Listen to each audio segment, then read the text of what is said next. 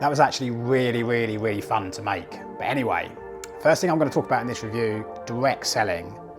Now I'm like a broken record and I've gone on about this before, but if you sell direct without distributors and shops, you can lower the margin that the products are sold to consumers. So you save an awful lot of money and those products can be much more competitive. You'll be surprised, and I was surprised to learn that sometimes manufacturers earn less money than the shops that actually sell the products that they are making. But Arendal from Norway is another direct selling speaker company, much like direct selling companies that I've done reviews for in the past. This model that I have at the moment, very nice looking, the 1723 Bookshelf S. It's a sealed enclosure model, which is quite large in size, but not out of the ordinary when you're going to be using it on audiophile stands, because no space widthways, if you like, it's all up in terms of a footprint. These speakers have a 4 ohm nominal impedance, they're 84 dB sensitive and frequency response 65 Hz to 20 kHz minus 6 dB, which is the range on the frequency plot going up 3 dB and down 3 dB. But they're going to need decent drive and a gutsy amp preferably. You'll see the 6.5 inch mid-bass unit and then a 28mm soft dome tweeter in this big aluminium waveguide. And these speakers currently retail, from memory, £1,299 in the UK, and you can get them in black and white, gloss or satin finishes. Around the back they've used rhodium plated copper terminals, 2 of them, so you can buy wire or buy amp. Build quality is nice. There's nothing untoward about these. Panel gaps are good, finishes are good, and materials are good. And so far as the actual design is concerned, I like these cut-off edges that they use, which is a combination of design and aesthetic.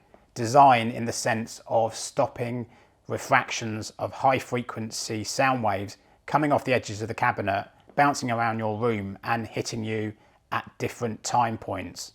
The THX nature of these speakers means apparently they have to pass a set of 400 measurements before they can have that certification. That plays into these speakers being ideal for home cinema use, and Arendal have that reputation if you look at their website and other products they sell.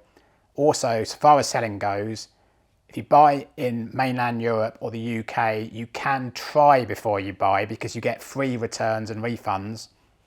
That's unlike some direct selling companies that charge a kind of quasi restocking fee, but that is actually illegal. So you have to be paid back the same amount that you bought the item, and companies can't profiteer off of charging you higher return postage fees than you'd ordinarily pay because they're a restocking fee. Arendal don't do that, so that's all good.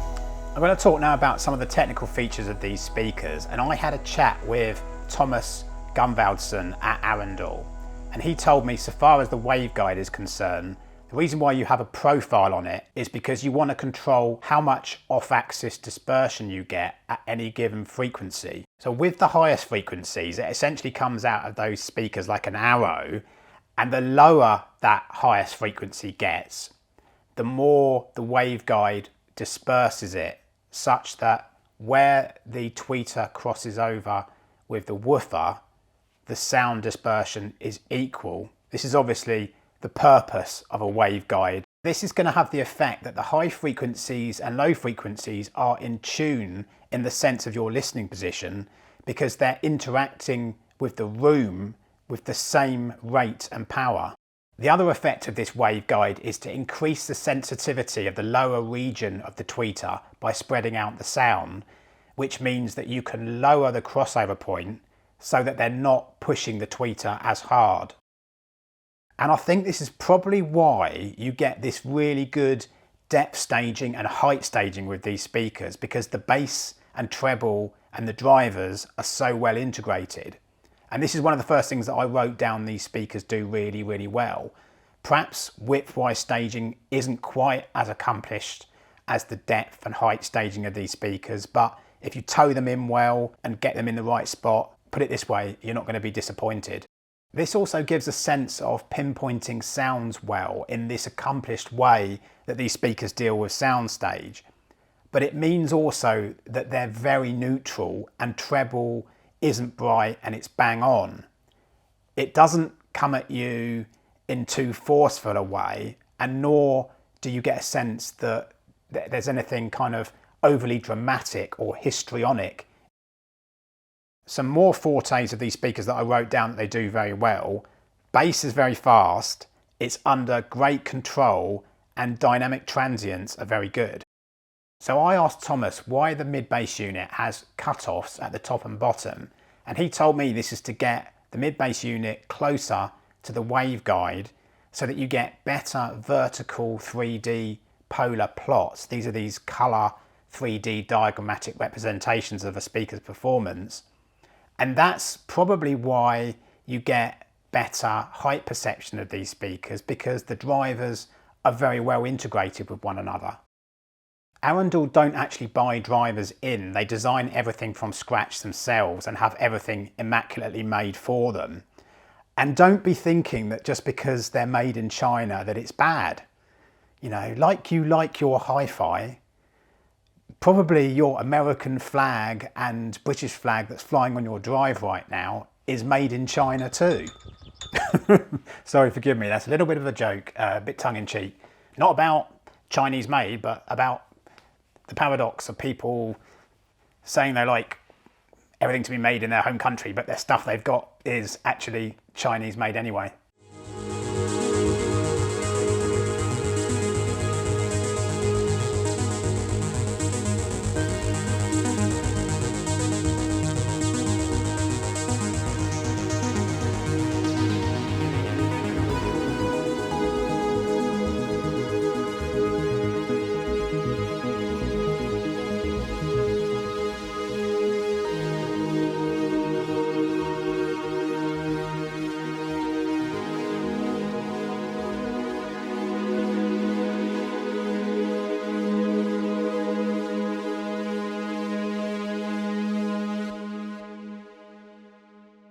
Arendal reiterated to me that the reason why this closed design speaker has good transient dynamics is because opposingly a bass reflex port takes some time to go back into phase, lagging a cycle behind.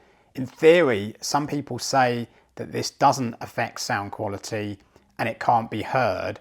Arendal think it can, and that's why they actually design closed design speakers. It does mean though, by not having this bass reflex port, they can't fill out the lower frequencies that such a design can when measuring in an anechoic chamber.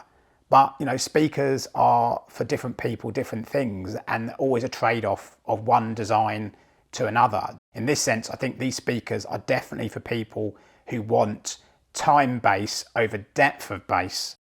I've personally never thought that having the deepest of bass is as important as bass dynamics and transient attack and response, which, by the way, I'm way more sensitive to. And I've never really wanted to create, you know, the lowest of bass like a concert hall at home. So what this means is that you get very good qualitative bass with these speakers that perhaps rear firing bass reflex designs can't, or some of them can't achieve as well, particularly with room boundary effects in the mix. Having more air in a cabinet in a sealed design like these Arendals means that they can produce more bass because the driver is able to move freely to do its job, as opposed to a smaller case, higher pressure air, driver's not going to be able to move against the force of air behind it. And that's why in this particular case these cabinets have to be decently sized to do their job. If your room is actually smallish, you could use them by themselves because obviously the room's going to load them up a bit and bass is going to drop down. Remember that the frequency of response is in an anechoic chamber and it doesn't show a true picture. Personally, I found them in my room to be about right, and although I could notice, obviously with my PMCs they go down more, they still didn't offend me in any way. If you're obviously using them in a big room and you like bass, then I'd recommend using these speakers with a subwoofer. More on comparisons in a minute to the other speakers that I've tried, but first a music artist recommendation in my Artist Focus series, which I'm concentrating on chill out, down tempo, electronica. Obviously loads of crossover there with different types of music, so if you've never been into that genre, one of my favourites, do check this artist out and the other ones that I've recommended in the series.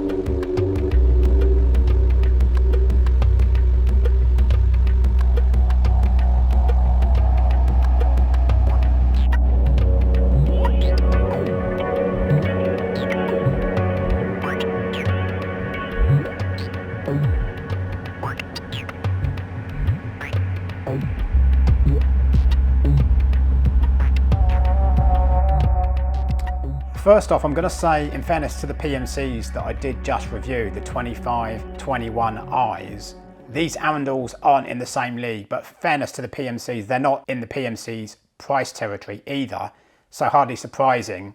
You're going to be thinking better cohesiveness in bass dynamics particularly, and transient attack.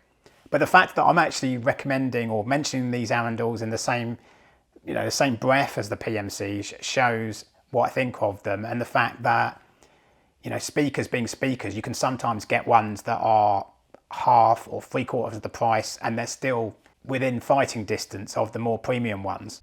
The pricier Buchardt S400 Mark IIs that I tried, they're about 500 quid more expensive in the UK, more tonally refined, relaxed, maybe slightly coloured, bigger width-ways sound staging, and with some types of music, amazing.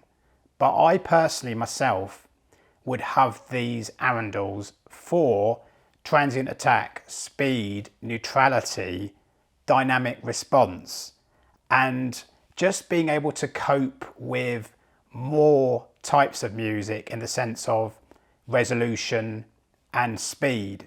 Because sometimes I perceive that audiophiles, they like a really slow speaker because they like that type of slow acoustic music, but in reality most people like overall general speed of music in terms of pop music, in terms of electronic, in terms of classical and so on. So I think that a type of speaker that does that better or prioritizes that over a slower speaker has to be the one to recommend.